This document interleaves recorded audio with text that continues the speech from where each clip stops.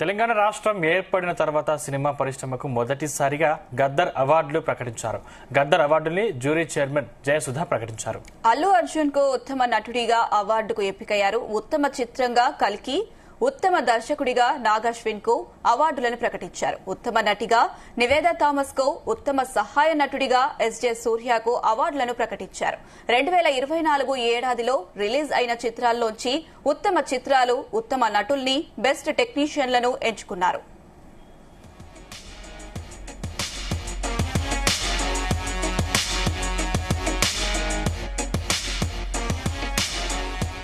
చిన్న చిత్రాలు, పెద్ద సినిమాలు, స్టార్ హీరోలు, కొత్త హీరోలు, కొత్త దర్శకులు అన్న తేడా లేకుండా అందరికీ సమన్యాయం ఉన్నట్లుగా ఈ అవార్డుల్ని ప్రకటించినట్లుగా కనిపిస్తోంది.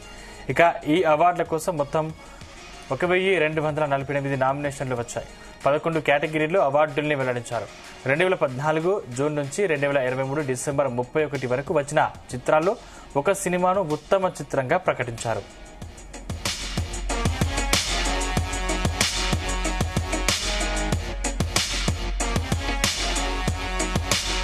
For the year 2024 goes to first best feature film Kalki 2898, that is 2898 AD, and second best feature film Potel, third best feature film Lucky Bhaskar, best director Shri Naga Ashwin Singireddy for Kalki, best leading actor Shri Allu Arjun Pushpa 2, best leading actress Niveda Thomas for 35 Chinna Kadakadu, best supporting actor Shri S.J.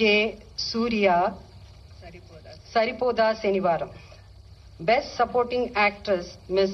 Saranya Pradeep Ambajipeta Marriage Band, best music director Shri Beams for Razakar, best male playback singer Shri Sid Sriram